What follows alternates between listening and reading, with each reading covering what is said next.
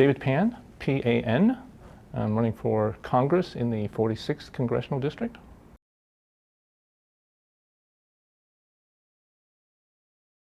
So my top three priorities would be reducing government spending. It would be creating school choice for parents to send their children to whatever school they choose, and improving law enforcement. Creating laws that really, or enforcing our laws first of all, the ones that are on the books, but also making sure that people that engage in illegal activity are being properly dealt with, and that we can improve the safety in our streets, which is a huge problem in many parts of the district.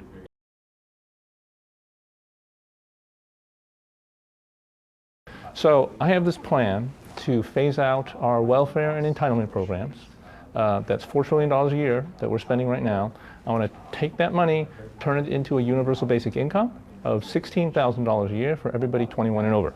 So it would be a big change, but it would solve actually three problems. The first problem I see is that our current welfare system is not functioning properly. It's not actually helping the people that it's meant to help.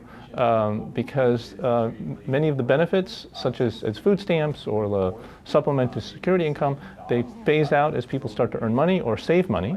It really creates this big disincentive to work and to save, and so it's really trapping people in poverty in many instances. So if we create a universal basic income with no restrictions, people getting $16,000 in cash every year without any punishment or reduction in benefits based on the fact that they're working or saving, it will get rid of that disincentive to work and save, and I think it'll give people their freedom, and it will also, I think, promote a sense of responsibility for their lives. Second problem that I want to solve with this is I want to guarantee Social Security and Medicare. Right now, if we were to not do anything, the Social Security and Medicare system will be insolvent by 2034. There would be an across-the-board cut of 20% in benefits. I want to avoid that. I want to guarantee current benefits in the current system for anybody 37 and older. But in order to pay for that, I want to change the system for young people. People under 37, they would just start receiving $16,000 a year right away. And receive that for the rest of their lives. It would adjust with inflation, but other than that, it would not change. But they would have the opportunity, because they're receiving that money up front, to be able to invest that money for the future, and then they would end up having a much better retirement than they could get through the Social Security system as it exists today. The third thing that I would like third problem that I would like to confront is our healthcare system. So right now, we have a healthcare system that costs 18% of our GDP per year. That's 6% more than any other country in the world. So 50% more than any other country in the world. Meanwhile, we rank 43rd in the world in terms of life expectancy. Right? So there's a disconnect there, right? Very expensive, but not actually functioning so well. So part of my plan is that $4,000 out of that $16,000 a year would be in the form of a health insurance voucher. So we would have universal health care, but in actually a totally private system. Eventually, over time, we would privatize Medicare and Medicaid. People wanted to continue on those plans, they could continue on those plans. They would probably have to devote more than that $4,000 of their universal basic income toward their health care. But people that wanted to stay with $4,000, that would purchase today on the market for an individual a catastrophic plan. And a catastrophic plan typically has an $8,000 deductible per year. So you'd be covered for like a major event. If you had a major accident, major illness, say it costs $200,000, you're on the hook for that first $8,000 only, right? For routine healthcare, things like a cut or a broken arm, it would be under that $8,000 deductible per year. You'd be paying out of pocket. But what that does, it creates a whole market for healthcare in which you have doctors and patients relating to each other directly, no insurance company, no government involved, and you would create a market in which doctors would be trying to provide the best service at the lowest cost. Patients would be comparing different service providers in order to get the best value. And I think that would totally transform the way our healthcare industry works and make it much more efficient.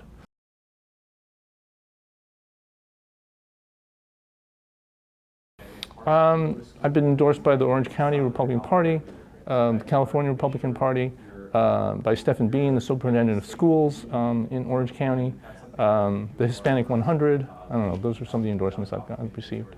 Michelle Steele, yeah, the congresswoman. Yeah.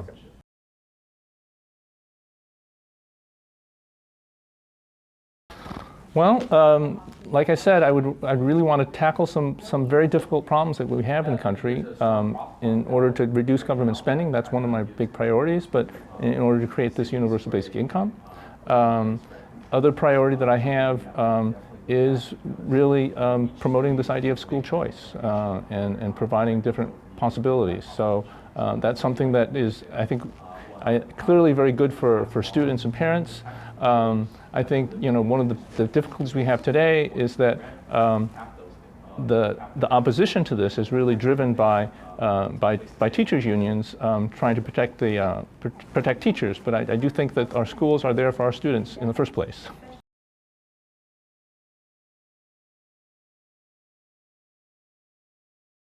Yeah, so I guess I think I've answered that question already in the sense that I want to create this new system in which we're not creating specific funding programs for specific groups, right? So low income or people that want to buy a house or students, but rather turn that whole system we've got. I mean, we're spending a lot of money to help different people. It's $4 trillion a year. If you divide that $4 trillion a year by the number of people 21 and older, that's 225 million people, you actually get something like $17,700 per person per year. And I think we're just better off handing that money back to people. Somebody can you're getting $16,000 a year, you can use it for a down payment on a house. You can use it for your tuition. You can use it for buying food if that's what you can use it to build your retirement. So all of those problems, I think, can be solved in a sense by people having the means and the ability to take that money and do whatever they want, what they see is the best thing that they can do with their money. So rather than having the government make those decisions, I think it's much better to have people individually make those decisions on their own. So there, I do think that a lot of the reason that the whole debate on immigration has been stalled out is because of the border problem. Because if we can't stop illegal immigration, then there's no point in changing the rules for legal immigration, right? So I think if the first priority is to really secure the border, and once we do that, then we can start talking about different policies that make sense for the current people who are immigrants, but for also future immigrants, and creating a great pathway for people to come into the United States legally.